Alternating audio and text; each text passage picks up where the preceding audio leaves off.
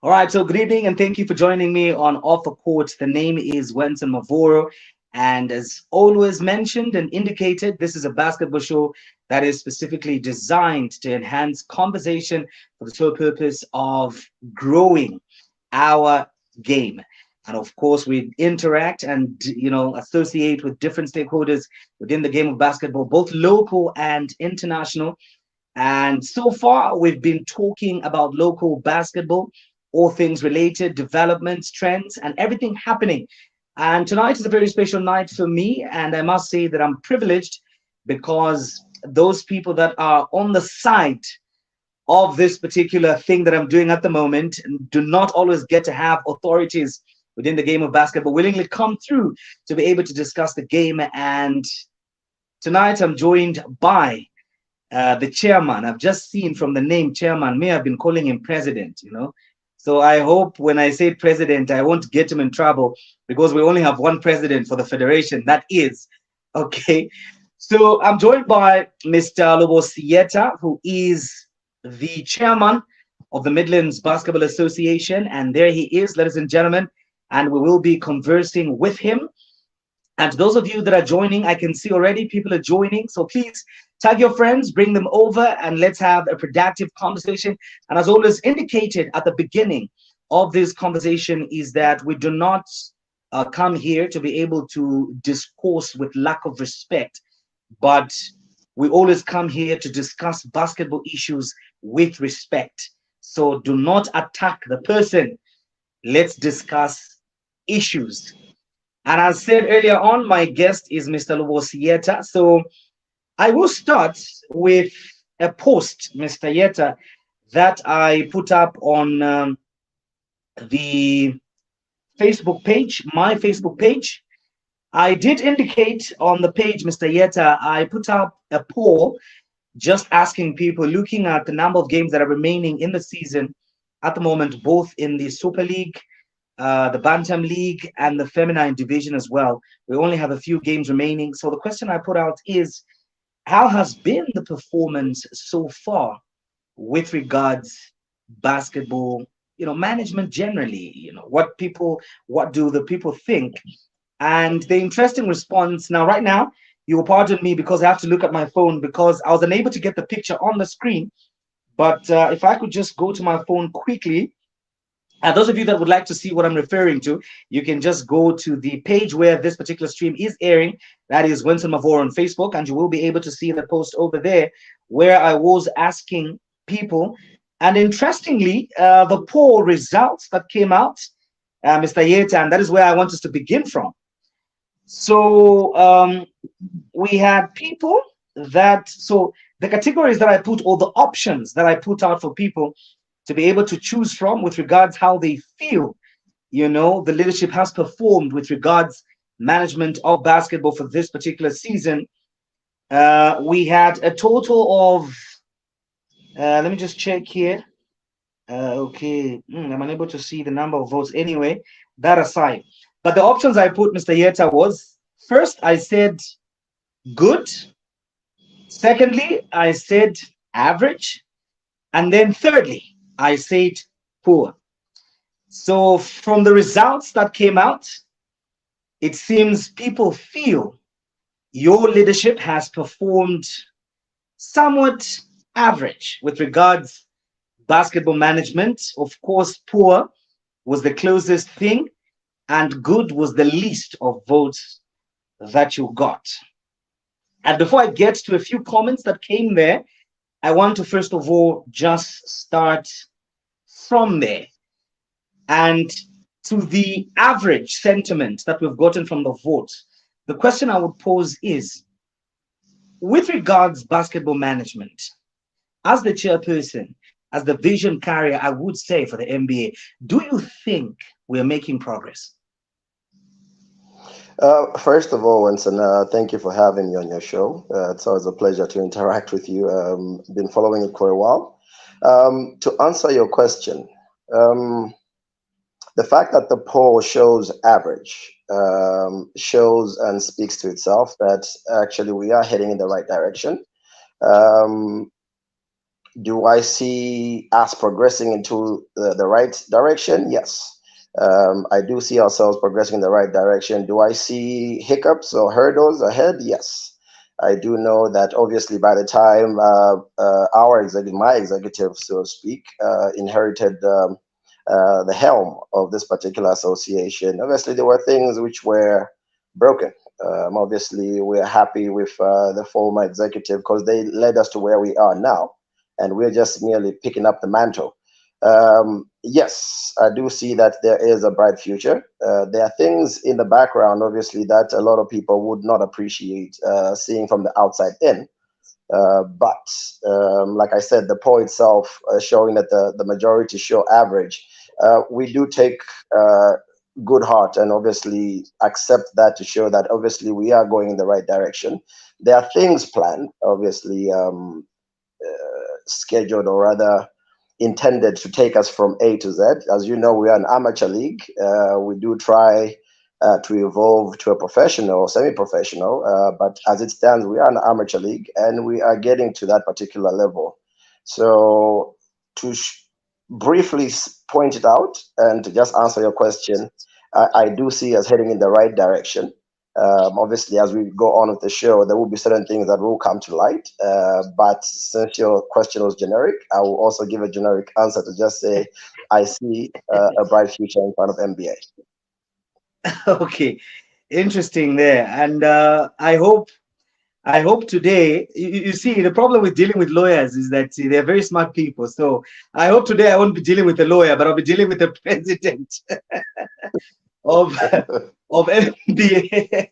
But anyway, for the sake of those that probably may not have had a chance, to be able to exactly understand what it is that you want to achieve with, Lusaka basketball that is being governed by the Midlands Association.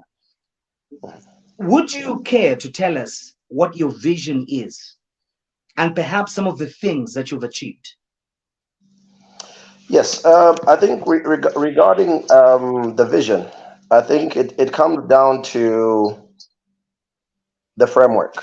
I think the biggest problem we've had as MBA, so to speak, because I'm coming from a player's perspective. So I've played in the Mhm. league for quite a number of years. And obviously, we do know, or rather, I do know what the shortcomings are. But in order to actually find redress and move forward, one had to really step into those shoes and see those particular problems and see the way forward. Now, the vision we have, I will start by merely stating that rather the complaints that we've actually received, obviously coming from the biggest stakeholder, which are the players, has always been that Mm. they want to see a lot more at the end of the tunnel, sponsorship, prize money, etc. But from a basketball affiliates point of view, where you have clubs, coaches, referees, associations coming in, we want to see a structured association. Obviously, you do know that we inherited an association which is not registered. And our vision as the NBA ESCO that came in was that in order to achieve anything in this particular league, your framework really needs to be in place. You need to firstly be Mhm. registered. Okay? As it stands right now, as NBA, it is not registered. We have floated around the proposed NBA bylaws and or constitution, whatever, whichever suits your tongue, in order to Mhm. allow us to have that particular NBA association registered. Obviously, registering at the registrar of societies is not as easy as walking in. No, there needs to be a certain number of individuals in. All those individuals need to give certain documentation. Then we proceed that way. So the biggest vision I have right now with my team is that we need to be registered, because with registration comes accountability. As it stands right now, it is very impossible to hold MBA accountable, because we only exist. I can't even say on paper. We exist merely as a by the way thing. Okay, we are created by the ZBF Constitution. But aside from that, we have no bylaws of our own. So the biggest vision we have as EXCO right now is to ensure that we are registered, because with registration, the next target is sponsorship. Okay, so for Mm, us, the takeaway for now, as in deliverables that we want to achieve as it stands right now, is to mm, get rid of this aspect of MBA just existing as a by the way thing. We need to have a registration done, but obviously there have been hiccups in terms of registration. I'm sure you've seen certain resignations, certain vacant positions, which take us backwards. In that the minimum number of individuals that must be placed before registration can be done is 10 individuals at the registrar societies. And as it stands, there are certain vacant positions that occurred or came about by various reasons, which has slowed down that aspect. And you can mm. see that when you really scrutinize the situation, as long as MBA is not registered, we cannot get sponsorship. Okay, and if as long as we cannot get sponsorship, the cry for the biggest stakeholders, which are the basketball players, of prize money at the end of the league and whatnot, will always be an illusion. Obviously, there will be certain funds being made here and there, but the expenses that come with them pretty much equal and cancel that out. Now, as it stands, one can jump the gun Mm. and go towards what the players are requesting, what the affiliates are requesting, what the coaches are requesting. But truth be told, our But but uh, biggest but Mr. Chairman, what I would like to yes, please. understand is, Mhm, ever since you took reins, mhm, has there been any progress? Wh- you've made it very clear that for us to be able to get, the sponsorship that everybody is crying for at the moment, we first of all need to put house in order, and that is the agenda mhm, of the association. mhm, But we would like to mhm, understand so far, where are you exactly? People are resigning, later on, obviously, we'll get to that. But mhm, before even this resignation came, this is now, mhm, I think in the next 2 weeks, we'll be getting into the national championships again. So for the last, say, 8 months, what is it that you've mhm. been doing with regards making progress on registering MBA? Okay, so regarding that one, the biggest issue is agreeing on the bylaws. Obviously, that is a very contentious issue. It is a document that, if you've noted, constitutions take years to actually deal with. But we can safely say that we have actually concluded on coming up with a framework, which is the actual document now, which we'll be calling as the MBA document, which guides us, obviously, in addition to the league and competition rules as well. So for us, the one thing that we've done so far is actually getting to the point where a final draft document has been completed. Obviously, now the next stage will now be obviously registration. But aside from even just dealing with the framework itself, we haven't obviously remained idle. We have looked into certain ventures and projects, especially coming to the medical aspect of it, trying to find a Mm. way of getting qualified personnel to try attend to some of these freak accidents that come in. So far, we are almost nearing completion in terms of bringing in one individual to take up the helms of a position which has actually been vacant for close to 8 months, which is the medical position as well. We've had issues of sponsorship. Obviously, these are not things that will come out and start telling people that, oh, we've approached A, B, C, D.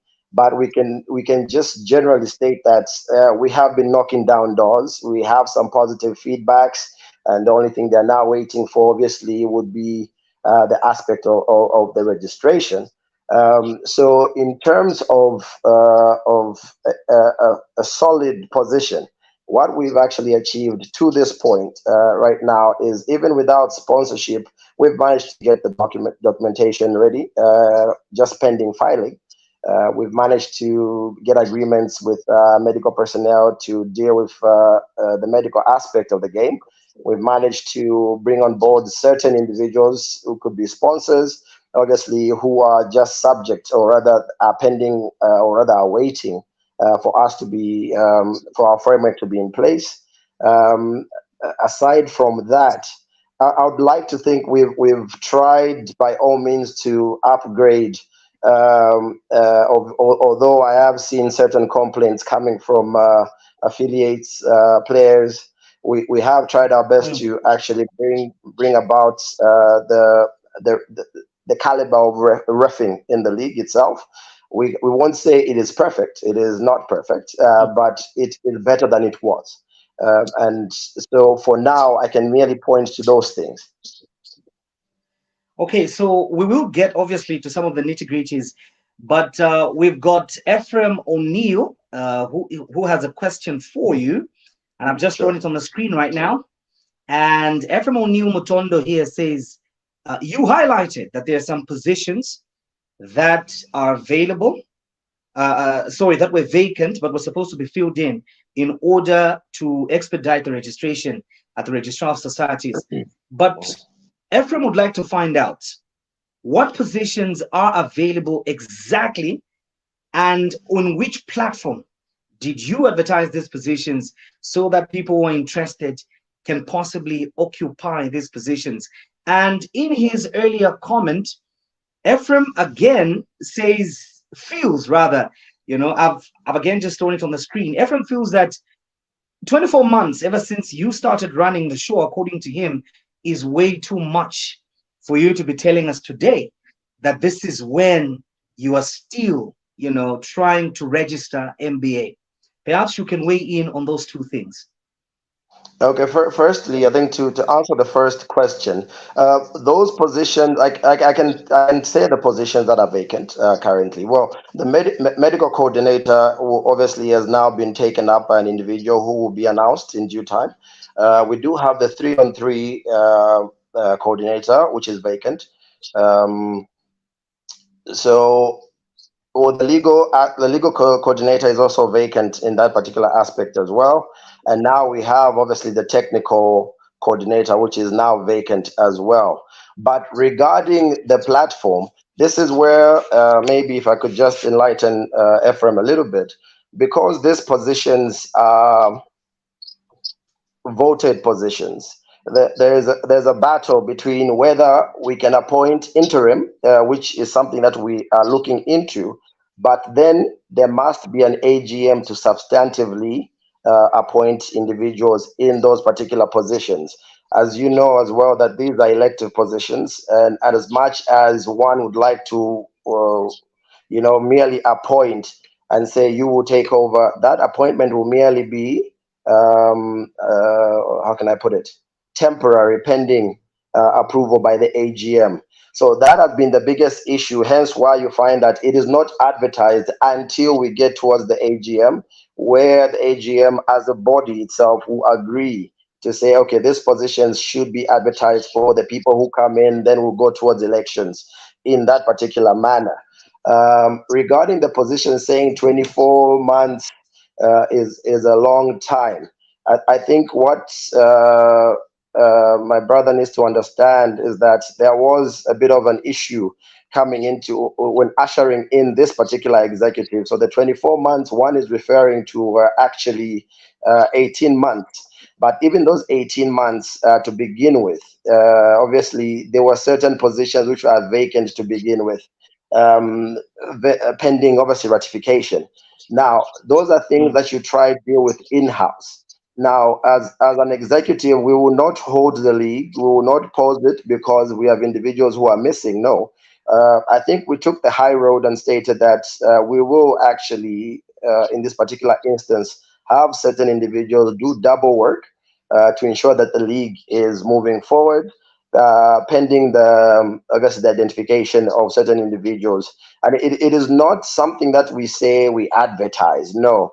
Under these circumstances, when the AGM is not there, we really need to see who's doing the work. Like I said, in this particular instance, for example, the medical. But Mr. Chairman, obviously, when you say you do not advertise until the AGM, or maybe just before I get to that, we've got Margaret Maguaro, who's joining us all the way from Zimbabwe via YouTube. You're welcome, Margaret. Zambia Women in Sport, you're welcome. And all of you that are joining. But what I wanted to understand is, for the sake of, I mean, you are quite versed with the Constitution and the legal framework of how these things are supposed to be done procedure-wise. But for those lay people like myself, that would want to know, why can't we maybe, would it be violating the current constitution or bylaws or regulation regarding this? Say you advertise and say, can we have people that are interested to do these things, submit their qualifications, provide some sort of experience, track record that we can look at and be able to say, okay, maybe we can work with this person. After they come, isn't there a provision for, say, calling an extraordinary AGM to be able to fill in this position for the sole purpose of expediting registration, which in your opening statement is the anchor thing that can be able to take us to what has dominated conversation, which is sponsorship and things like that. So can't we take that route? So from what you said, that would be the ideal route. Obviously, calling an extraordinary particular meeting would be one way of going around it. But like I said, not that I'm saying it's politics, but politics requires that we inform our mother body, and they have to give us guidance. So the problem we have now is that while we are in this particular phase, we have to look towards the ZBF constitution. And the only problem we have with that is that for most of these things, for example, if we say we want to call an extraordinary general meeting, it will be something that needs to be sanctioned by the mother body. I will not go into details of whether they have responded or not. I think that's a subject for something else. I wouldn't want to I wouldn't want to preempt certain decisions, but I can definitely confirm that that position is on the table. But looking at the stage where we are at right now, we are pretty much 2 months, 2.5 months away, if I'm not mistaken, from 3 months away from the AGM. Provided obviously things go well with the national championships, which are which ZBF is the custodian. So obviously that affects us. But I do agree with you. That is an avenue we can take, but we need sanction for that, for us to go proceed and do that particular issue. I can just simply say that we are yet to receive that particular position. Okay, so in other words, since at the moment we do not know whether ZBF responded or hasn't responded or not, we'll leave it at that. But be rest assured, sir, that you've created an assumption already there that possibly somebody there, is in receipt of this information and must be able to act accordingly. But another thing that I wanted also to find out, or maybe I can go to Zambia Women in Sport that have a very good question here. And this I've heard so often. I've heard people that are in leadership, such as yourself, use this terminology frequently, which you also did when you were opening, that we are in an amateur league.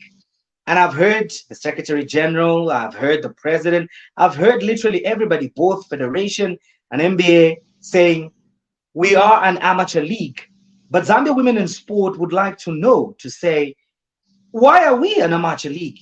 Like, isn't there something that leadership can do to be able to begin to move us towards professionalism? And it says, what would it take for basketball players in the NBA to become professional athletes that would leave off the sport?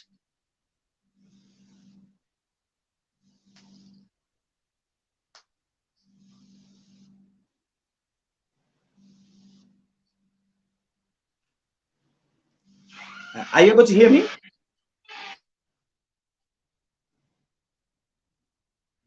Okay, so we seem to have a little bit of a network glitch there from the end of Mr. Luwosi.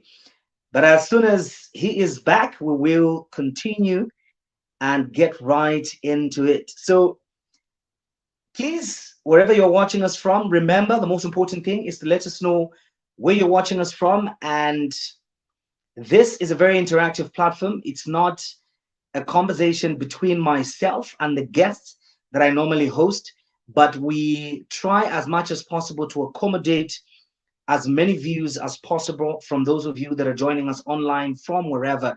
But as I always indicate, most importantly, let us know where you're watching us from and what you think. And if you have a question or a comment, do not shy away from bringing those comments and questions in the comment section, and we will be able to forward them to our guest. At the moment, I have lost Mr. Lobosi, but we are very much in touch. And as I speak to you, he's doing everything possible to be able to rejoin and get back in the chat room so that we can continue with the conversation.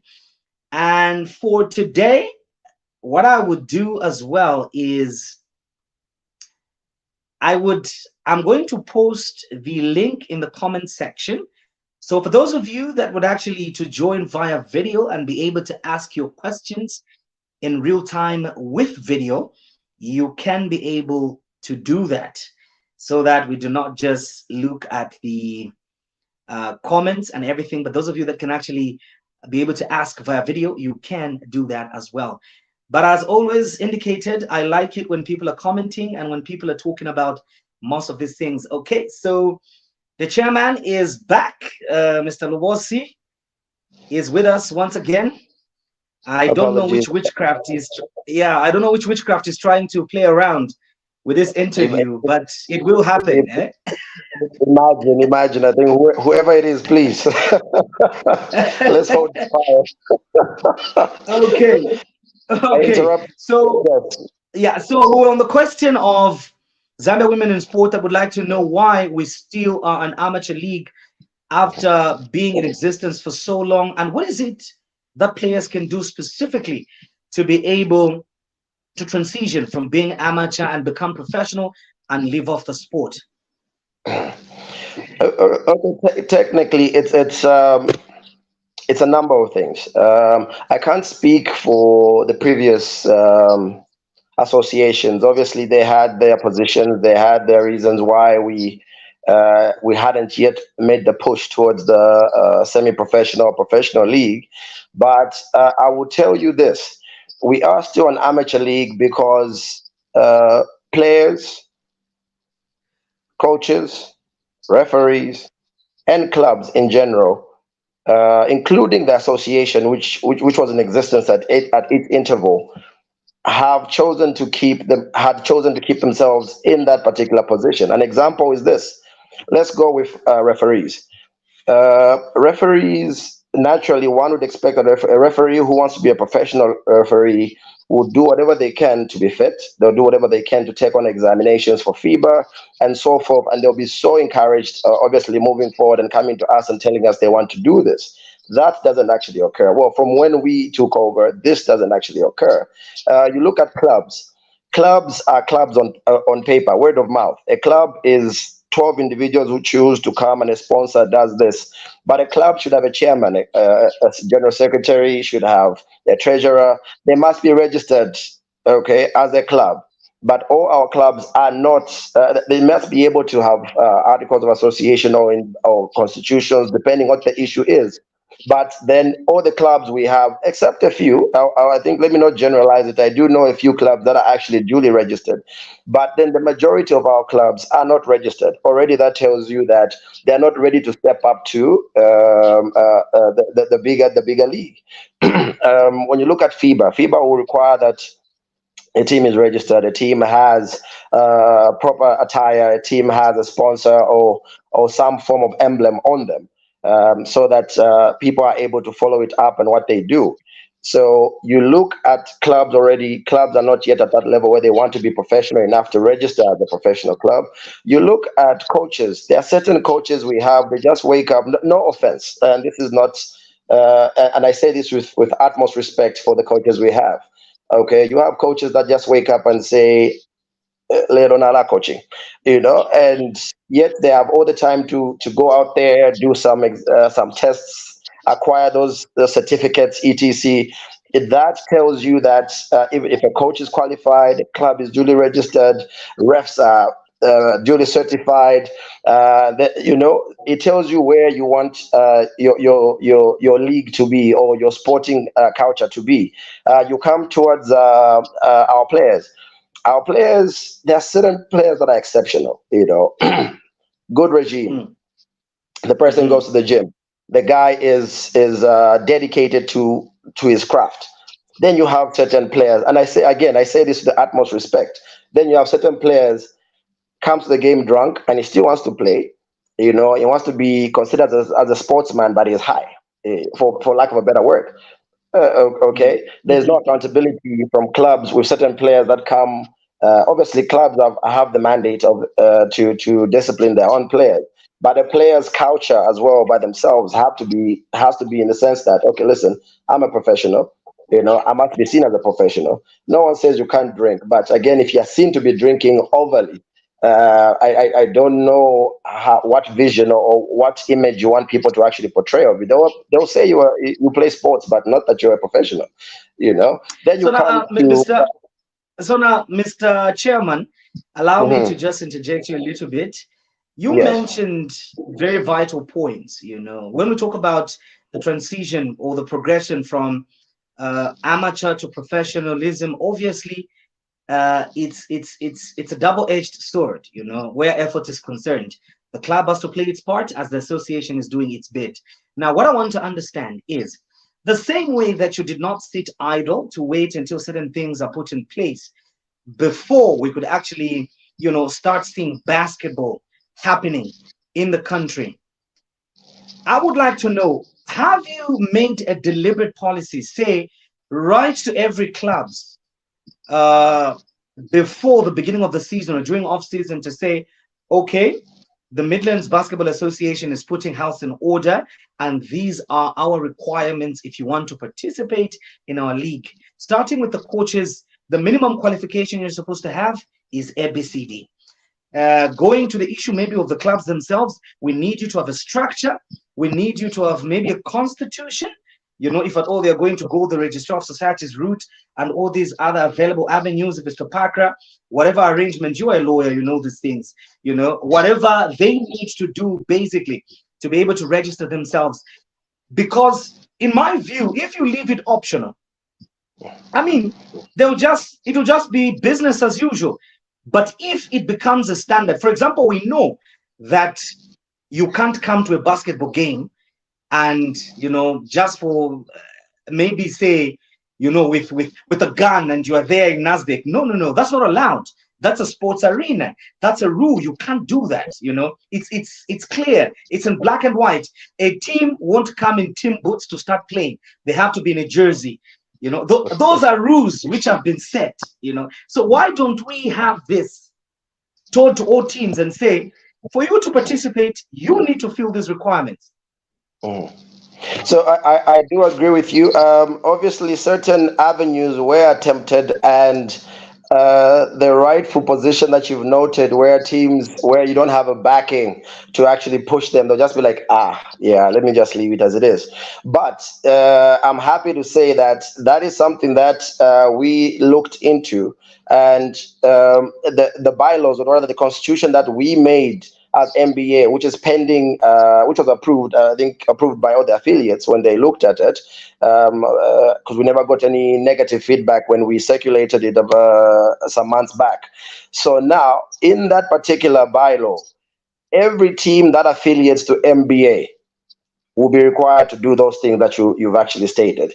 So hence why when I say the cardinal issue now would be asked to really push this fast forward in terms of registration, because the constitution has placed those things in there to state that when it comes to clubs, we expect the club to actually be registered. We must know who their chairman is. We must know who their secretary general treasurer is. Then so forth, going down to the team members. Obviously, the gray area will always be the coaches and the refs. And the reason I'm saying the gray area is because the refs have their own association and under ZBF.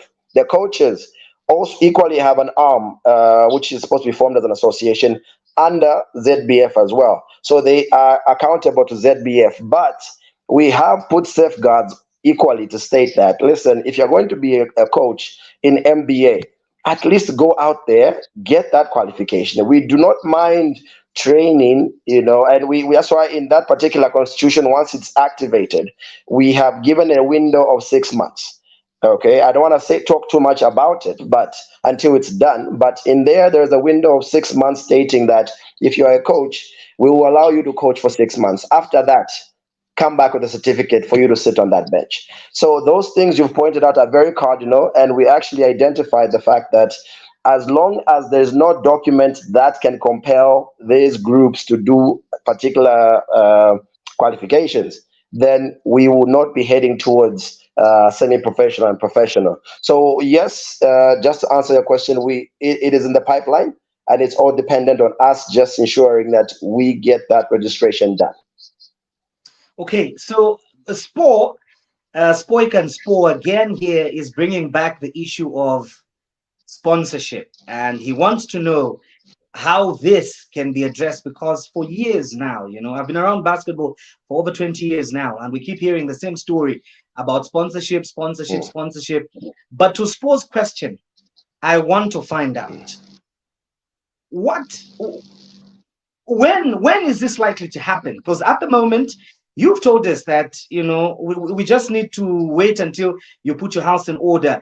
It's been 18 months. So how long should we wait until we begin to see tangibles with regards to sponsorship?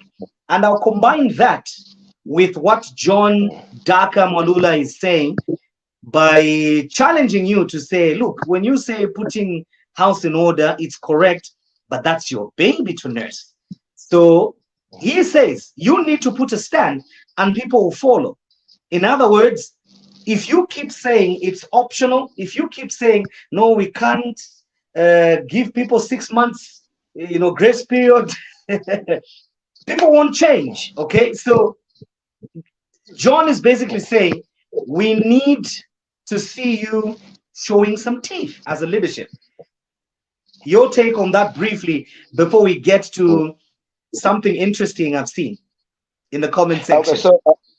Okay, so just to Spoiken, I do understand that, but I think my point still comes back to the same thing. You see, like I said, I've been a player before, so I understand that sponsorship is something that we've been crying about since time immemorial. Okay, yes, so there are two aspects. I'll answer this in two ways. Yes, we are doing the aspect of sponsorship, and there will be something, especially this season. But you see, the sponsorship that the players really want has to be something substantial. That will not come until we are registered. Okay, and registration requires that 10 individuals are in the exco. Which is something that, like I said, we have pushed the agenda so that an AGM can be done, so that we place that and replace the individuals that, for example, one resigned, the others were just no-shows, despite the fact that they were voted in. Okay, so those are the day-to-day things that, as an exco, you have to deal with. Okay, now because it's a country of law, we cannot register with merely 7 individuals. And that is where the issue now comes in to say, once we get that done, then the aspect of sponsorship will come. The problem we have with the big sponsorship is that the first thing they'll ask you after you've knocked down the door, if someone to a land, like we can knock down that door and talk to them and promise them heaven. Okay, but you need to look at it from a corporate perspective. Okay, they give you money. You have no constitution. You are not registered at the registrar of societies. How are you held accountable? They will not give you money, especially for those who have been in the league for so long and have seen certain misappropriation of funds that occurred in the olden days. Okay, so basketball has a dark cloud. Okay, it actually has a dark cloud that we inherited, which we lived through in terms of in myself. But we do understand that the only way to change a sponsor's mind is to show them that if they give you money and that money is misappropriated, they can hold you accountable. Okay, and they can only do that if we are duly registered and we have the constitution. So I understand Spoiken's position. I've cried for sponsorship for the longest time myself. But once that is done, I won't give a tentative timeline, but I can definitely state that it will be done by close of this season, and then we can move forward from that one. Regarding the second aspect, stating that since NBA ESCO is our baby and we must show some teeth. Yes, we must show some teeth, but those teeth must also be mild, because whether we like it or not, we still need to address the fact that most coaches are not financially sound. Most coaches are not ready in terms of their requirements. So even before you implement certain decisions, you must be able to give them that leeway. And the 6 months leeway, we've already written to them, but the 6 month leeway that we can compel would be something after would be something that has been settled in the blueprint of the constitution itself. That way, if we say, I'm sorry, you can't sit on the bench, please go to the stands, they will not feel as if we are being heartless, but it is us saying, you had your time, you could have done this much earlier, but you didn't. Now move away. So we need to balance the aspect of showing the strong iron fist, and also just being able to say, okay, we understand this is Zambia. We don't have the financial muscle to do some of these certificates, these qualifications, but surely in 6 months, you'll be able to do that. So I get the point, but we need to balance it. Okay, so our friend Nicholas Mvula, who's joining us all the way from the Republic of Ireland, feels that we need to address the elephant in the room. And you earlier alluded to this when you talked about some resignations that are happening, those that we know of, and those that perhaps we may not know of. And Nicholas would like to know, why are people leaving your leadership, Mr. Chairman? Okay, And one of the people that we hosted here, okay, mm, Gibson, he raised quite a number of issues.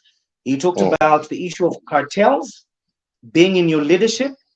Okay, the issue of cartels, I think, prominently came, and also the issue of just basically lack of collective responsibility, not really working as a team. mhm. So honestly, could we attribute these things to why it has taken you 18 months to be able just to, make certain progress? Are these some of the issues that you're facing as challenges? Okay, so I think let's put it this way. So the two other vacant positions were not resignations; they were no shows. You see, you stand at an election saying that you want to be, this particular person to deal with 3 on 3, this particular person to deal with medical, this particular person to do with other positions, and yet when you are actually elected. You've never even attended one meeting. You see, now it, that is not someone leaving at Exco. No, that is just we don't know what's happening with this person. You write emails, you write letters, you call. Individuals say that they will come, but they never did, and they have never come. Okay, so those must be differentiated. I think to answer Mr. Mvula, my old friend, that must be differentiated from the aspect of Gibson. I'll get to that in a second. But so for the two, it's just the fact that even after they were voted in, they've just never appeared. Okay, so I won't mention names. We're not here for that. It's just the fact that whatever issues they have in their personal life, obviously maybe circumstance changed. We don't know what the issue is because they've never really given us a position. But we will not throw them under the bus, and we understand that life sometimes takes you away from what you want to do. So we're happy they stood. They were voted in, but obviously we weren't happy with the fact that they actually never appeared. But we have no problems with that. Hence why we are moving forward in terms of replacing, especially that directive sort of came from ZBF, and we're just working out on the modalities of how to actually effect it. Regarding Gibson, that one is a very contentious issue in that obviously when someone says cartels, it really brings out a sinister image to say there are factions in the Exco that tend to undermine certain decisions. And I do believe that is not the case whatsoever. Obviously, I did have sight of the interview. And I can safely say that obviously we don't have any cartels in the group. I think if there's something that we've done as an exco is that we do everything democratically. And when we say collective, when your question was that there's no collective effort, I beg to differ with that on account that in anything that happens in ESCO, it is always thrown in a meeting, it is deliberated by everyone, and it's put to a vote on whether it is something viable or it is something that is not viable. If it's something that's not viable, and when you vote and you haven't convinced the rest of the team in that particular direction, it is a democracy. It just means that you haven't done your homework on what you want to do. Okay, I'll give you an example that when the former TC came to Exco to say, I want money to run a clinic, okay, he gave us the pros, the cons, the cost factor, etc. And guess what? He sold that particular issue, and we all said, yes, we agree this is needed because the standard of refereeing needs to go up. Okay, so then when one says there's a cartel, if it was a cartel, then we would not have agreed to that those particular instances. So I don't know what cartels are being mentioned. And for example, if one says that funds have never been made available, I really don't understand how that is very possible, because then how did you conduct a referee's clinic? How have you been buying balls for that we've managed to acquire, nets that we've managed to acquire? How have we been managing to to entertain some of these projects with where other individuals or certain individuals from FIBA are coming in, and we allow you. Are you saying we've got basketballs and nets? The last time I checked is that individuals have had to chip in to be able to provide nets that we use in the NASDAQ arena. And at the moment, one of the issues that was coming through from the comment section was that we do not have enough basketballs to facilitate for adequate warm-up drills when people are playing. And you've talked about the issue of democracy with regards to decisions that are made or suggestions that can be adopted for implementation within the EXCO. Another issue that Gibson raised was, I'm just going to mention his name, okay? Yeah, because he was here and it's in public domain. Another issue that Gibson raised was with the trip to the Copper Belt, and this is deliberately something that Spoinkan likes to feast on, since as of now, Lusaka has been called nothing because we lost to CBA after, I don't know, so many years. But what I want to understand is, we heard stories from the coaches, from the players themselves, that they didn't have food, okay? And this is a program, it was an MBA select. So why would you, sir, be at home, eating Hungry Lion, enjoying that in Shima, sir, when the players on the Copper Belt literally were scrounging for food, and we're not even sure if at all they were going to find where to rest their head with regards accommodation? Why didn't MBA help Gibson with money? Okay, so I think this one is a very interesting topic. So first of all, I think what people need to firstly understand is that the Midlands versus CBA is a ZBF baby. Okay, meaning that ZBF must come in and deal with all these particular nitty-gritties. Okay, that's number one. But number two, I can even safely say that Gibson did actually tell us about this issue, and our GS wrote a 21-point questionnaire. Okay, I won't get into what was in there, but it was a 21-point questionnaire pretty much stating that before you proceed to confirm about this particular journey, okay, please ensure that this has been confirmed by ZBF.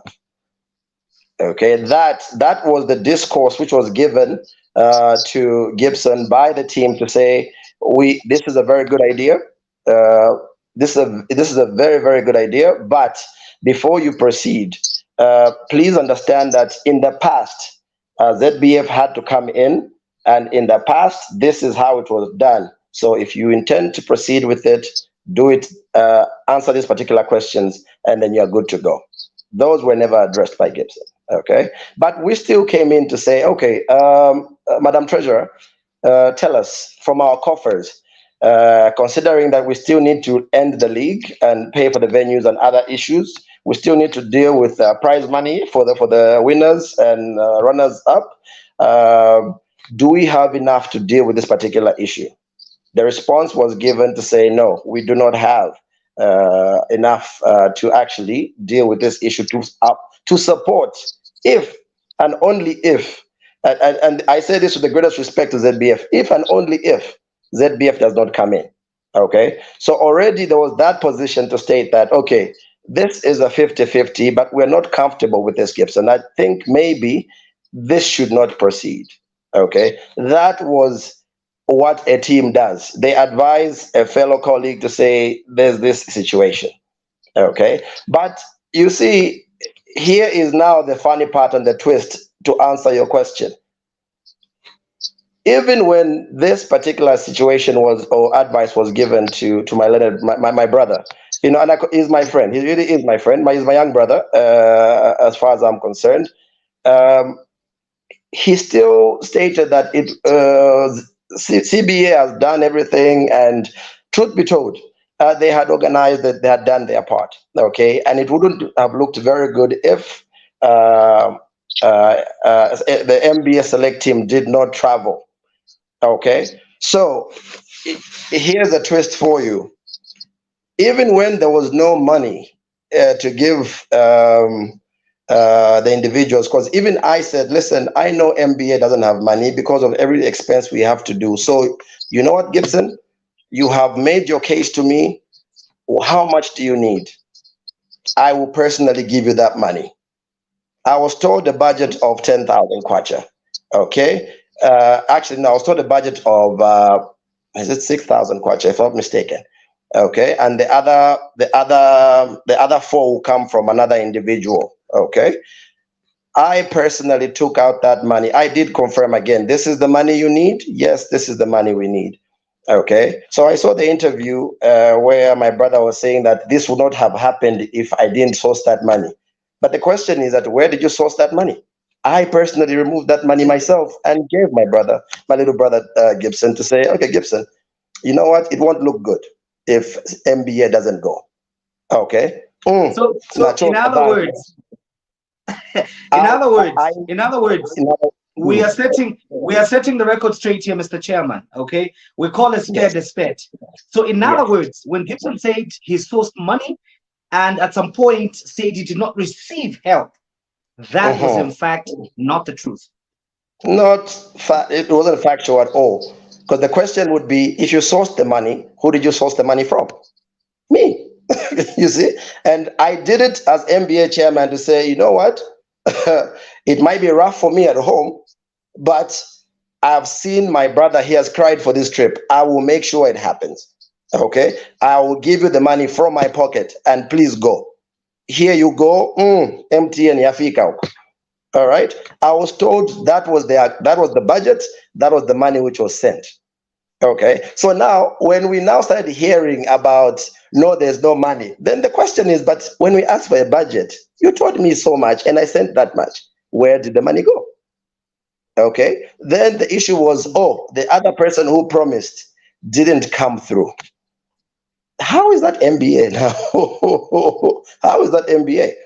Okay, I'll not, obviously this is not to shun my little brother. Okay, it's a factual show. Let us speak the truth. Okay, even when they were in the Copper Belt, I got a call from a certain ex-co member. Okay, on a Sunday, and said, "Chair, it's crazy this side. People have not eaten and what." And I said, "But I sent money, gave Gibson the money. Why are you telling me this? Is this misappropriation or what is the story? This ESCO member said, I don't know, but please help us. You know what I did again? One pin, Natuma. Okay, so when someone says MBA did not come in, MBA could not come in because the money there was strictly budgeted for the league to end and prizes to be given. But I took up a leadership role and said, fine, you know what? It's all good. I'll use my money. And I sent it. So when someone says we did not provide money, I feel they should speak the truth. Okay. Obviously, we've heard comments from people, but like I said, when you're looking from outside in, you don't know what's happening. You need to be enlightened on certain things. Okay. Okay. So now, Mr. Chair, yes. Mr. Chair, you have mentioned something very, very pertinent, and of course provided some very good clarifications. My big brother here, Milken Muzongwe Sniffer, is trying to throw me to the woods here, but I will survive under the protection of the chair. Mr. Chair. So if then that was the case of what transpired, another issue that we asked Gibson is, if we took people's children, okay, some of them, I believe, still regarded as minors from their parents, okay, I stand to be corrected on this, but some of them, you know, just for them to be released, parents had to be written to. So we took them to this particular trip, couldn't provide with them adequate food. The conditions were not as good as they were supposed to be. And you were telling us that you played your part. You asked how much was needed, and you did facilitate. And just to confirm, maybe to the benefit of those that are watching, that I did see the numbers. Okay, I did not see the MTN message confirming that the money has arrived, but I saw, okay, the numbers. What you're saying, I can verify. I was provided that information. So yes, that one checks out as I sit here. Now, the question that was asked was a report done? Okay, because when such an undertaking happens, I believe, for the purposes of, you know, good leadership, for the purposes of effective operations, was a report submitted to you detailing the challenges that Gibson encountered on the Copper Belt with the kids? So this is where the interesting part comes in.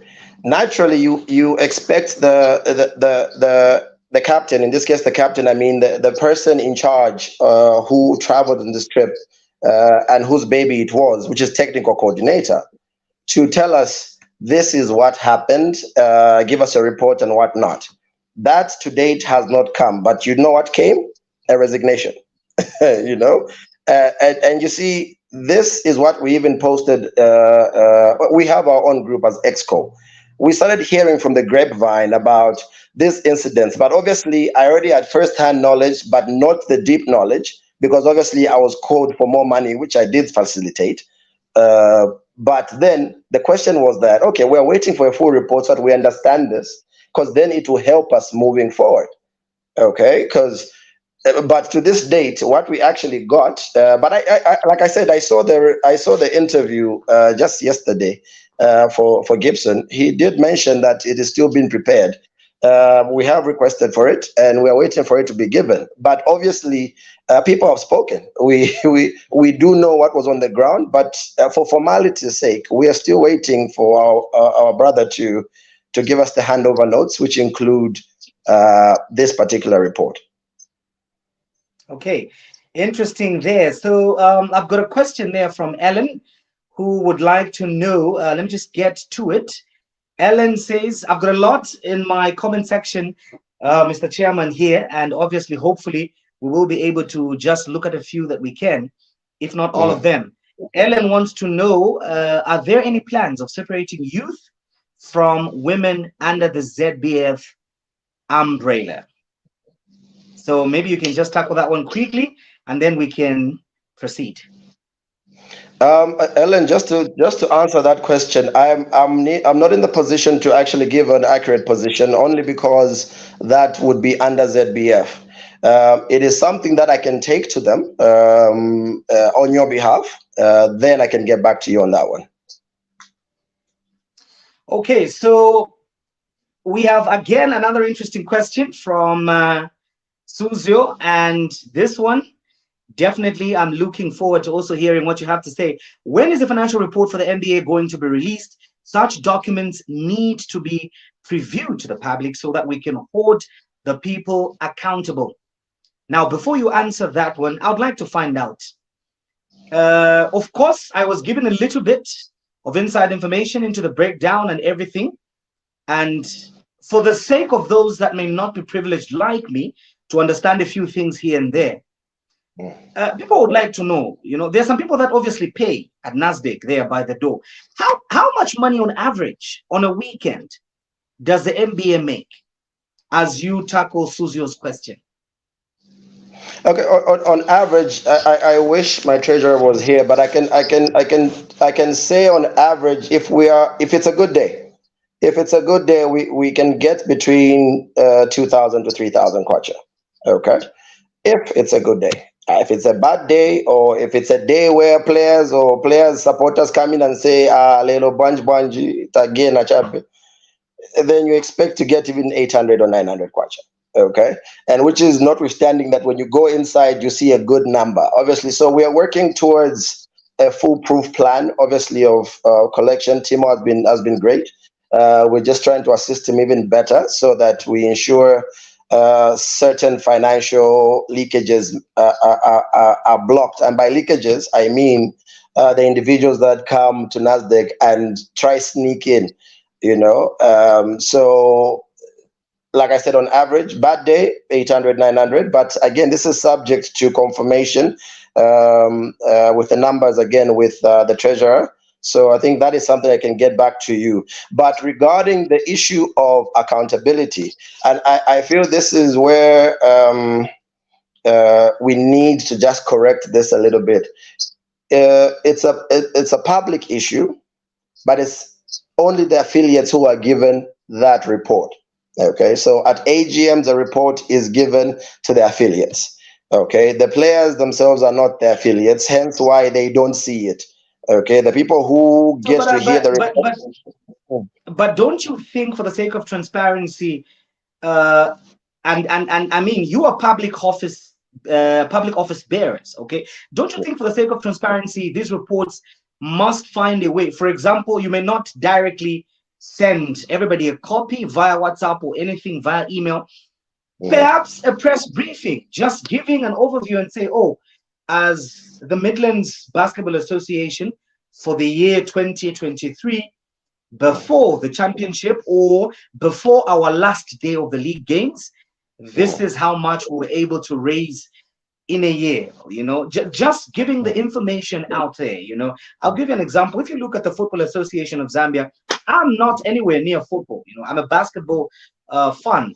But if I want to get football numbers at the moment, it's very easy for me. I can get those numbers because reports are there. Reports are in the public domain. So why do we have a situation where it's only a preserve of the affiliates? What about me, who pays on the door? What about me, who comes every weekend and contributes to the treasury and would like to know how that money is being used?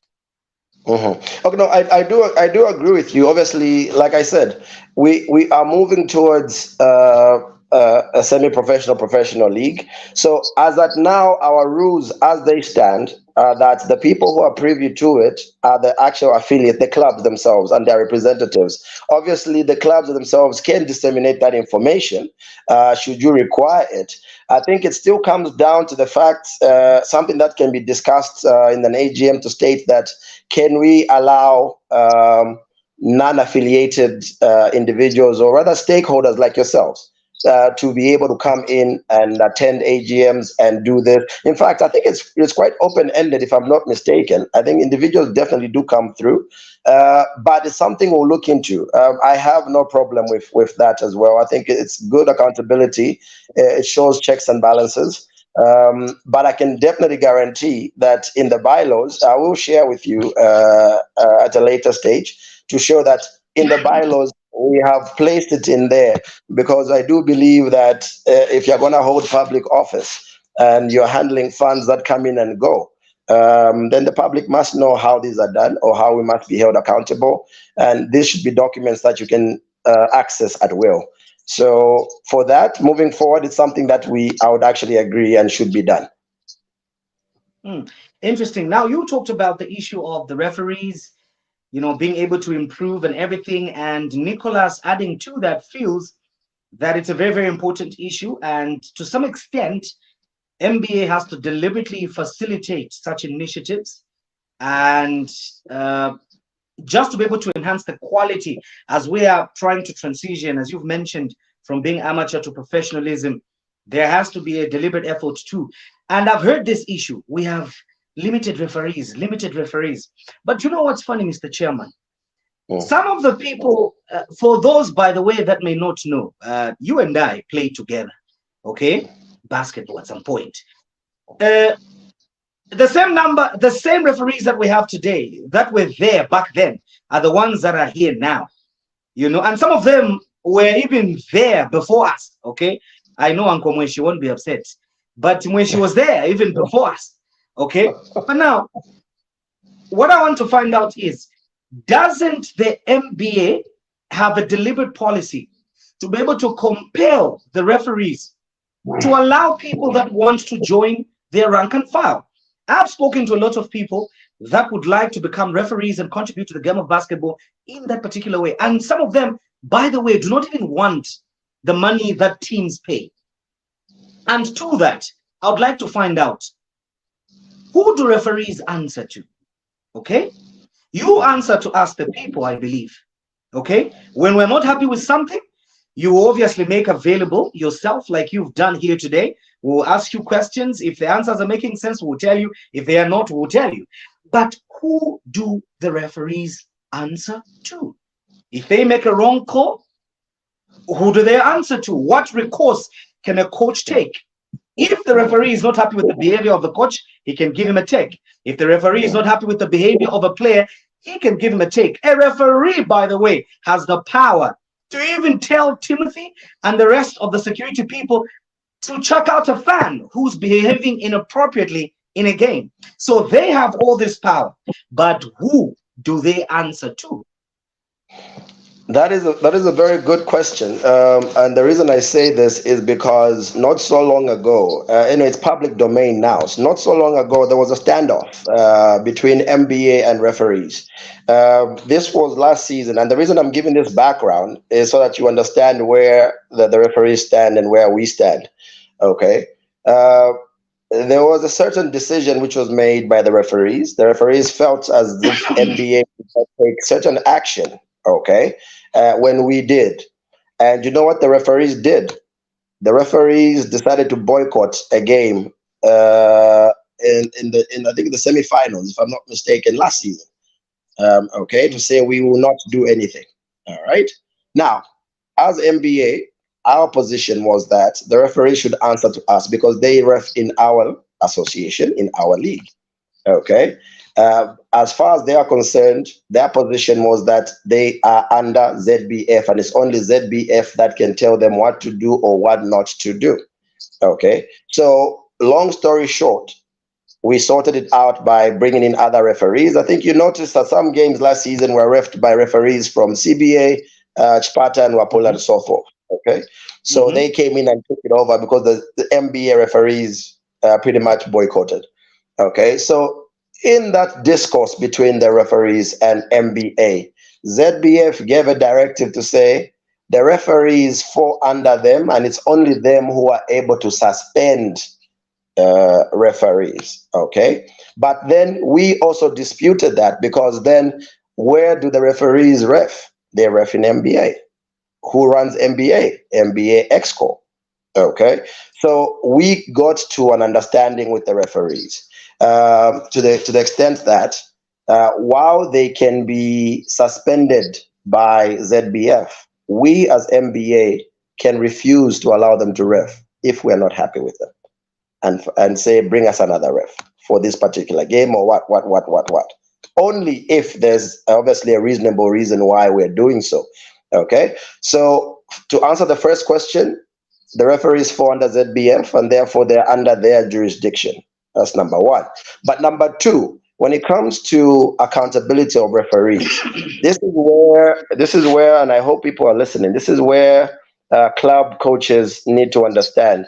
You can equally complain against a referee. Okay, I'll give you an example.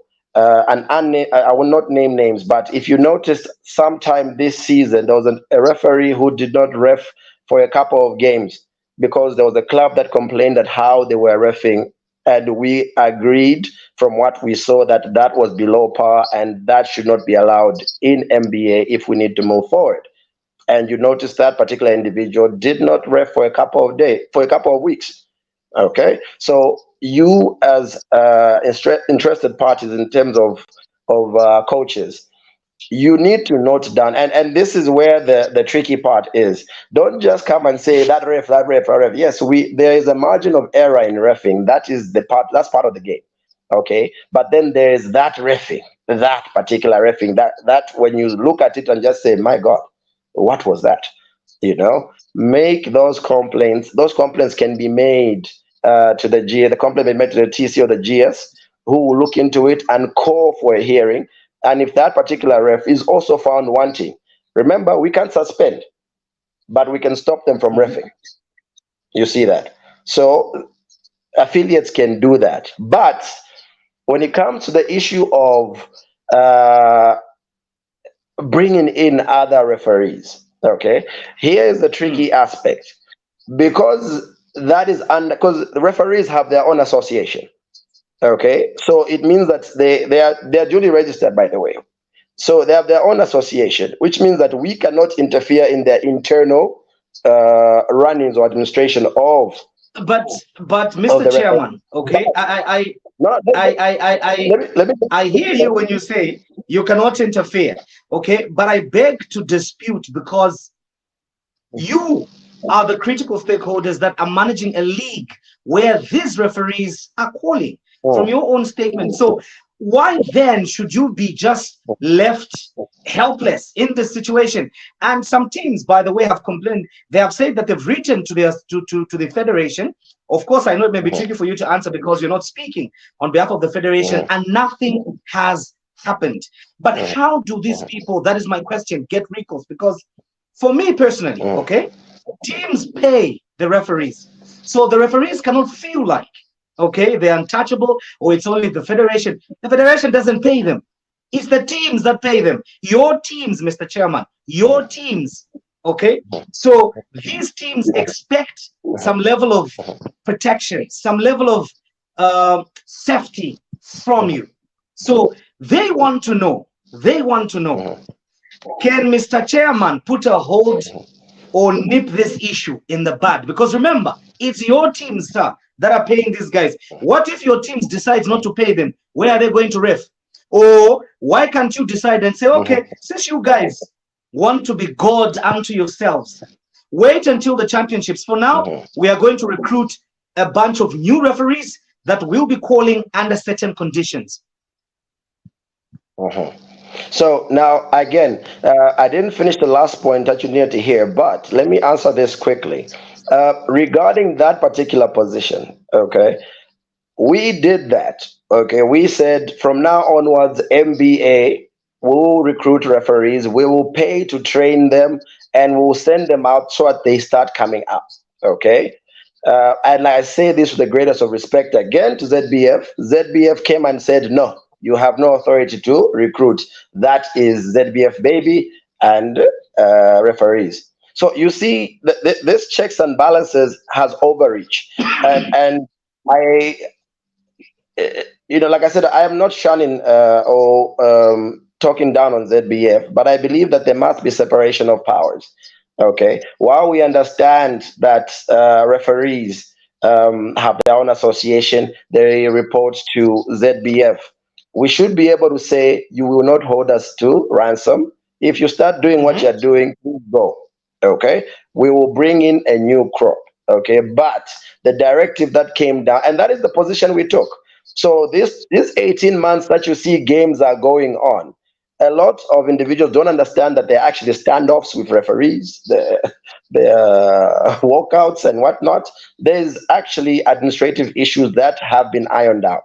So as it stands right now, the hiring of new referees and among other things is ZBF and the association. They have taken that power from us. And we are humble, loyal servants. We are only at provisional level. We must follow what ZBF says. But now here comes in where we put our foot down. Okay. As far as we're concerned, the policy moving forward now is that, in fact, that's something that we're trying to push, is that League B games must be refed by the upcoming referees because we want them to get experience. Okay, we can't see a referee who refs NBA games from 9 to 18. The guy is tired. Okay, some of these bad calls in the final games are not because the person is a bad ref. And that is when mistakes happen. And then you find the same person wants to run to League B to ref the women. And so the policy that we have come up with as EXCO is that moving forward, obviously this season is almost done, but moving forward is that League B games will be refed obviously with one senior ref and the junior refs to give them more practice, okay? Because obviously even if we want to bring in more referees, you just can't put someone in the deep end and expect to swim. Because Super League people are rough.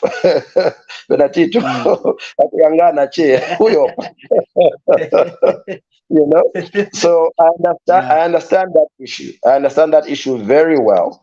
But the affiliates need to understand that they can equally complain. So don't wait and complain and wind up on Facebook, which is something that we see a lot. Basketball 101, But what you need to do as a coach, if you are sure, and by sure, that this reffing was bad, you need to articulate and particularize those issues. We'll be there to watch. There's always an EXCO member and other witnesses who are there. So at the hearing, so we said, okay, no, this happened. As a referee, do you understand what this score is? In this action, what happens? Because you bring seasoned people who've been there for a long time, who will be able to say, we found you wanting. That call was below standard and below par. And we will do the same thing that we did with that certain individual where we said, for these weeks, I think that was 3 weeks, if I'm not mistaken, you are not reffing any games. You sit and watch your friends and just reflect on what you did. That is the recourse that the clubs have against referees. But they do not exercise it a lot. Only a few do. So they need to start doing that. But as regards trying to see new referees, recruiting new referees, that is the baby of ZBF and the Referees Association. The most we can do as MBA is ensure our policy to say we don't want to see a ref from Super League 9 to 18 and somewhere in between there at the League B also. No, if we're saying we want to bring in new people, they must have a platform to learn from. Some are doing a YBA that side. But then we also need to transition most of them to this particular League B. So by the time they come into Super League, they have a bit of experience. I've seen 2-3 referees. Yeah, they seem, they're still jittery, but it is the steps that they've taken that we're happy with. So I think maybe I hope I've answered your question in that respect. Anyway, kudos to those upcoming referees. And maybe just as we conclude on this particular part of referees, one of the things that also maybe would be interested to know, the federation, you say it is the one that has the power to discipline or hold a hearing for these particular referees that are found wanting. Who in particular, for example? Correction on that one. The suspending in terms of the general aspect, yes, it's ZBF. Appointing is ZBF. But in terms of the immediate redress for the clubs in a game, it has gone, whatever bad call was there and it was so bad that it shouldn't have even been made in the first place, that is dealt with by us. But by us, we don't punish the referee by saying you are suspended. No. Okay. We punish the referee by saying we're not allowing you to just ref. You're not suspended, but we don't want you on our schedules. You see that? Oh, That is the so only you can authority actually exercise that power. we can exercise that power. So that's why I'm saying that if you noticed, there was a certain referee this season who did not ref for 3 weeks or so. But Okay, he's back. the now he's back. Yes, now he's back. Obviously, it's not an indefinite. It's not an indefinite. You cannot ref. It's just enough for you to reflect. It's a form of punishment Mm. that we can do. We are not punishing you for your misdeeds, but if we do, because only ZBF can punish. Okay, but we can say on our roster, you will not ref. It can be called a I punishment, think, I but think, I think we need to see more of that, Mr. Chairman. We need to see more of that. But anyway, um, what I wanted to know was perhaps to know who, if at all it gets to the suspension, to your knowledge, who sits in these suspensions, so or it, rather it, in it these really meetings? so it really depends. Like I said, as far as we're concerned, the referees have their own disciplinary apparatus, okay? But for us, as far as we're concerned, if a complaint comes to, for example, the GS, the GS, obviously in conjunction with the TC at that time, obviously, will actually formulate a body that will deal with some of these things, and the resolution obviously will be okay, pending whatever outcome goes there, for the safety of and complaint, obviously, on the peace of mind of the aggrieved party. What we can do is ensure that this person does not ref until a final firm decision is made from the other side. Okay, but for us, we'll just say, please, you can't ref. You can just watch for now. So that body will be constituted by the TC and the GS, as whoever is in there. Right now, obviously, since I'll have to refer to my brother, but since he's no longer with us, it is something we're now looking into, and we now have to move forward and bring in a body that will be solely mandated to deal with this, and not an individual in EXCO. But those are things we can talk about later. Exactly, and that is where I was going because uh, to have, I mean, I've had referees on this particular platform. The interview is there, it's online. People can go back to it and take a look at it. And thankfully, Nicholas participated and gave us a picture of what happens with regards to the management of referee from a perspective of Ireland. And I believe this is something that maybe your association, maybe ZBF can look at, and that's the direction that we need to take. Because having an association, for example, having an exco appointing for, I mean, you can't have, for example, the reason why I was asking who sits in those meetings to be able to discipline, it's very difficult to put people. I mean, you are a lawyer, okay? And there's a very beautiful comment, by the way, from Zambia Women in Sport. You know, they're the only ones so far who feel you're doing a good job, Mr. President. They are not like us, the black sheep, eh? They are saying, great interview, Mr. President. You are a true testament to the nexus between sport and law. And I mean, as an advocate of the High Court, you know that one can't be the judge and the jury. So if in our structures we have a situation where other referees have to take part in a meeting that involves disciplining one of them, for me that's a challenge, you know. And even all these executive committees that are being created, and I know this may not be within, okay, your jurisdiction as MBA, but of course you're an interested and major stakeholder in this, and perhaps these are recommendations that you can take to the federation. We need an independent body, okay?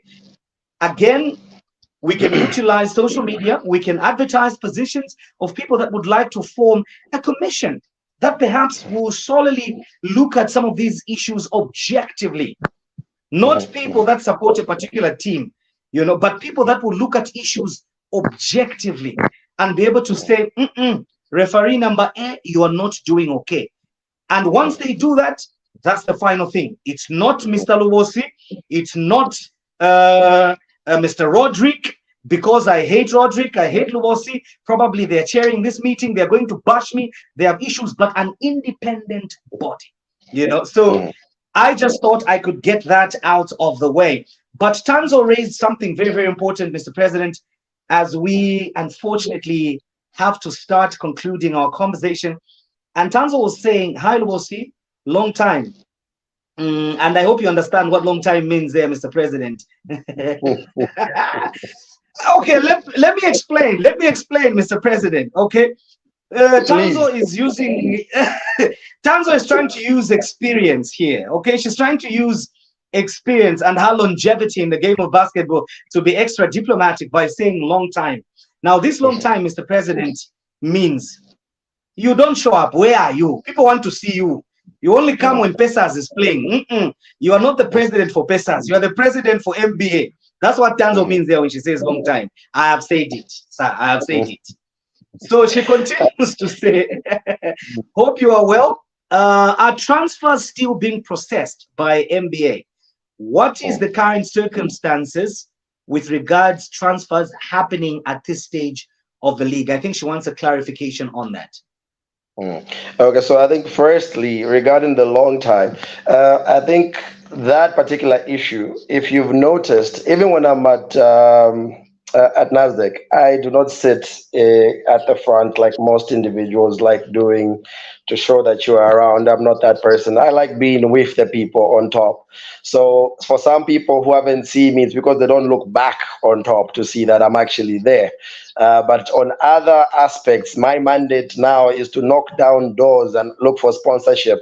So that will explain why you don't see me as often as possible, because we are trying to knock down as many doors and change the perception that people have of MBA, as far as we're concerned. So that is just to clear that aspect out.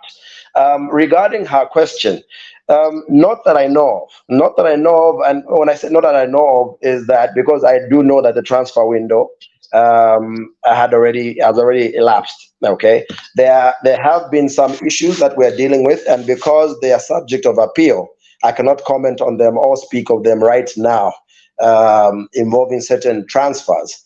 But the position is that there are no transfers.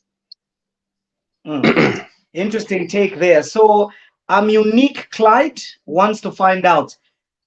You spoke about the affiliates being the people that are privileged to be given information such as financial reports and other important aspects of governance within our basketball fraternity. But he is asking, was the financial report presented to the affiliates in the last AGM? He would like to find out this. And So to in the this,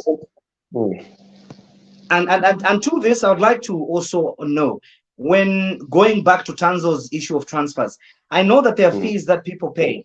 Are we also maybe able to roughly know how much the association perhaps makes from these transfers so far, or has made so far? Okay, so in terms of the financial report at the last AGM, my treasurer was not there, but the report was, if I'm not mistaken, was read, because I equally had to leave halfway due to an urgent meeting. But it was read out by Milken on her behalf as well. But the written one, I don't think that was circulated. To my knowledge, I'll really have to go back, because we really need to. We are putting in a filing system that needs to. Ooh. Unfortunately, again, we seem to have lost the president there, or the chairperson of MBA, Mr. Lobosi. And I just wish we could get him back quickly and get to wrap up the conversation, as we have already gone beyond time. But to all of you that have been very, very kind enough to take part in this conversation and be able to air your thoughts and questions, I really, really appreciate. And just as we hope, the president, from what I'm seeing here, is with us Hello. once again. Okay, he is with us, ladies and gentlemen. He's alive. Okay, you may go ahead. Sorry, can you hear me, Wendy? Yes, I can hear you loud and clear. Perfect, perfect. Yeah, so like I was saying, I cannot speak for the physical copy, but I do believe it was read out. I would have to confirm, only because I had to also run out of that meeting due to a family emergency as well. So I think, without, let me not mislead the viewer in that question. Let me get back to them regarding that particular position. Regarding, In sorry, fact, the other question was which one, Wendy? Sorry, just refresh my memory for a bit. Okay, in fact, just on that same one, before I get to the second question, um, Clyde still feels, or there's a correction from Clyde, who says the report was not read out. We were told that it will be sent when the treasurer is back, and he claims that that is I'm a sorry, fact. I So seem to be missing the. My network seems to be a bit bad. Are you able to hear me now? yes, I can hear you clear. I can hear you clear from this end. Okay, I then can I hear think you clear it's from on this my end. end. I think quite makomboni. I think network no win. Let me try put an angle. Um, Okay. let's see. Okay, okay. So let's try there once again. Um, So are you able to hear me now? I can briefly hear you, but it's a bit jumbled on the fact that it's unless Okay, I try to let me just try switch to Wi-Fi if this can just work. okay, Okay, one okay, okay. Just second. do that as we conclude. Okay. Okay. And how does it sound now? Good. On my end, I can hear you perfectly clear. Okay, we'll make it work. Maybe let me just put the cam off. Able to hear Hmm. me? Yes, I can. Can you hear me? Are you able to hear me?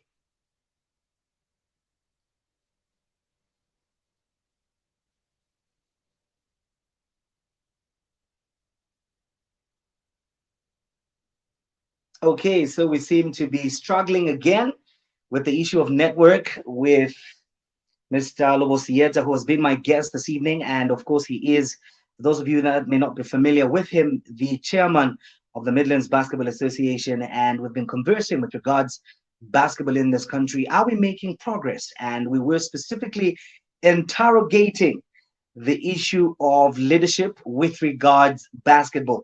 Now, Tanzo, I don't know what you mean here when you start laughing about the network. These things happen, Tanzo. Come on, these things happen. Probably the network is just misbehaving. Okay, so Ellen, I will let him come and finish. Well, if it was up to me, I would really want him to come and conclude and just possibly put one or two things to bed, especially considering the fact that a lot of stakeholders have got questions that they would love to get clarifications on with regards basketball governance in this country. But overall, as I had earlier started to indicate, I mean, I'm just very appreciative of the fact that you guys always come through and are able to just interact with our leaders with regards basketball. Okay, so the president is back, and I hope this time around we are going to uh, possibly keep him. Mr. Chairman, are you able to hear me? I can hear you perfectly. I really don't know what's happening, but yeah, I hope that witchcraft can stop. But no, please. Okay, so I mean, before network misbehaves, I know that you're a very busy person and you have quite a very long day tomorrow. It is a working day, so I don't want to keep you longer than necessary. And one of the things that I want also just to refer to or revert to are two things. Okay, so John asked about the 3-on-3 court. So he says, I think there's a movable court that he has seen somewhere in, I don't know whether it's West Africa. I would love to go back to that comment, but John would like to get your take on that. Are we likely to see that particular court in Zambia? Are we in a position to procure? If not, since we have a 3-on-3 person within our rank, or we're supposed to have a 3-on-3 person within our ranks, are we likely to push for this? And then the other thing is what I've put on the screen.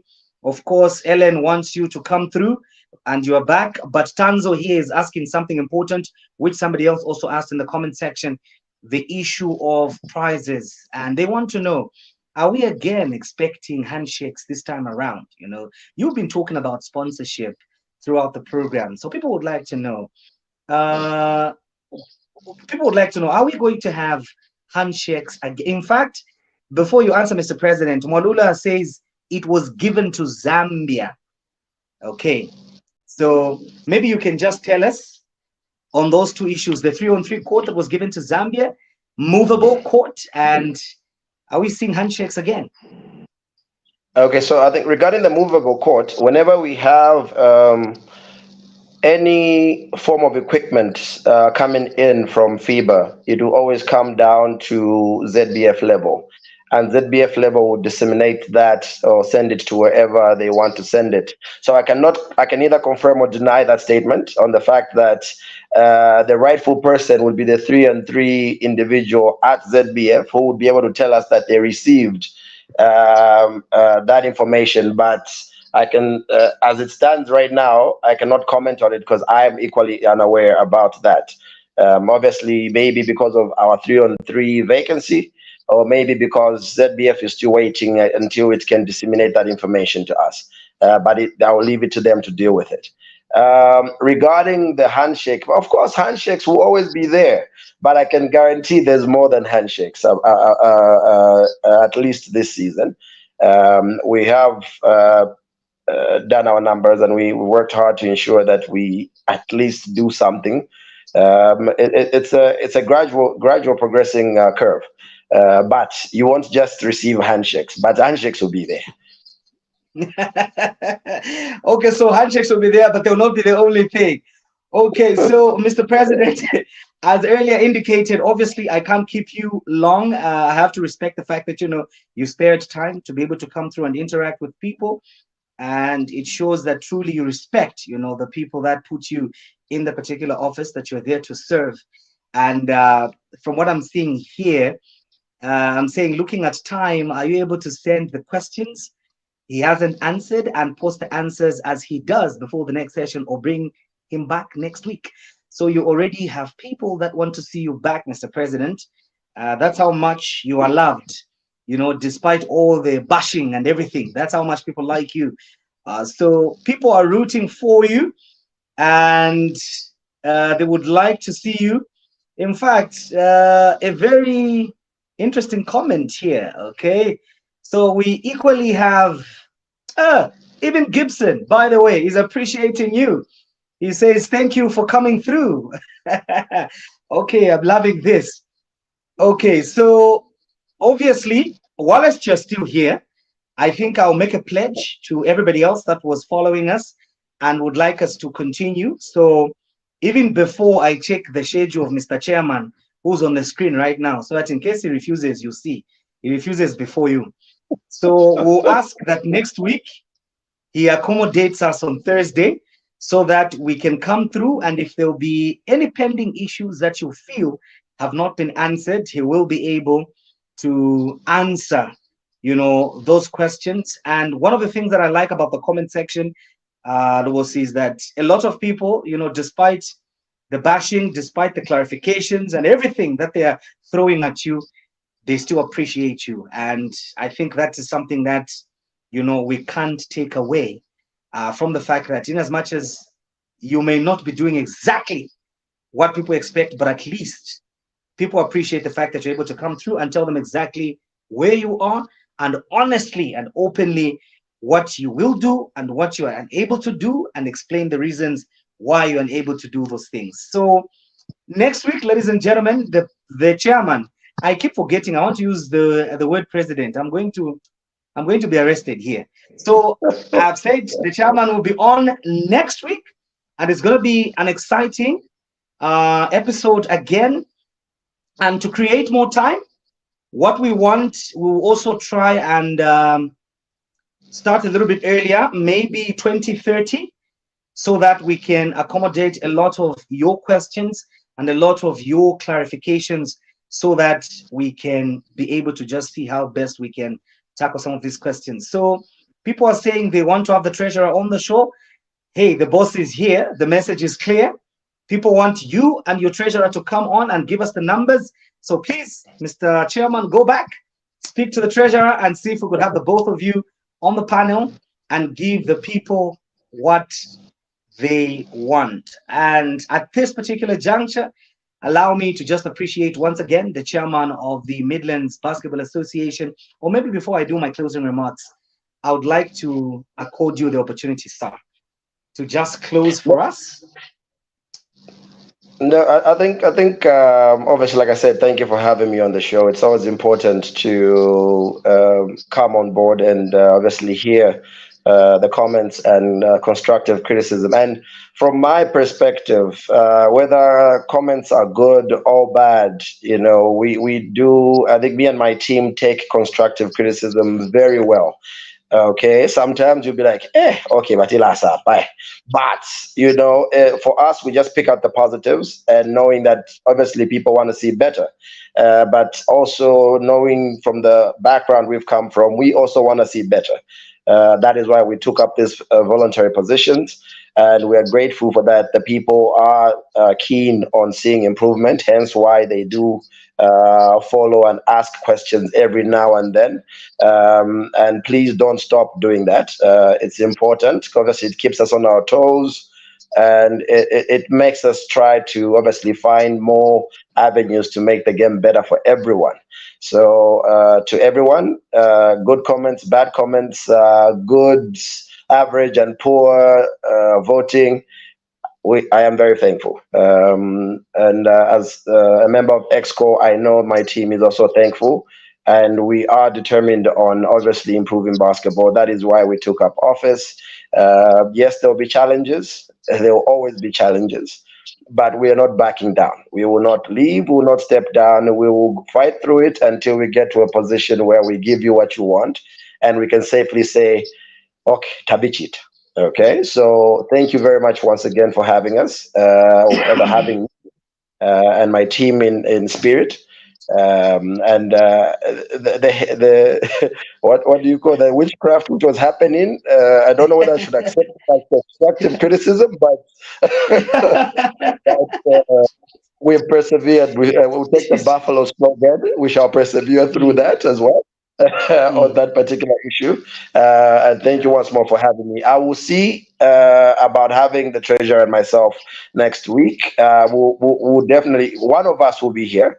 But I do know that even as EXCO, we support our colleagues very well, especially when they're following up in terms of academia. So she is undergoing certain courses right now and tests and exams. So it's possible she might not be there because we want her to finish that. But if not, then I will definitely come back myself. Okay.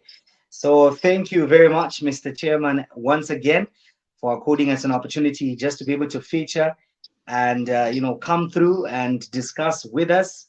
And of course, we know that a lot of people have been following keenly, including Milken, sniffing around, making sure that all the loose ends are properly monitored for the conversation. So anyway, I'm just joking. He's my big brother. But anyway, thank you very much, all of you, for coming through and just being able, to take part and participate. But again, for me, the biggest thanks goes to your office for making yourself available, even at the request of the people, and just seeing it fit that you come through and interact with the people and be able to talk to us. And I think the biggest cry for the majority of us within the basketball fraternity is the fact that there's this culture that we need to debunk. Just because the positions are voluntary does not mean that we cannot hold accountable the people that we make an effort to select or elect as our leaders and give them that power, over us. So for you to be able to come through and just to interact with everybody else is something that I really, really appreciate. And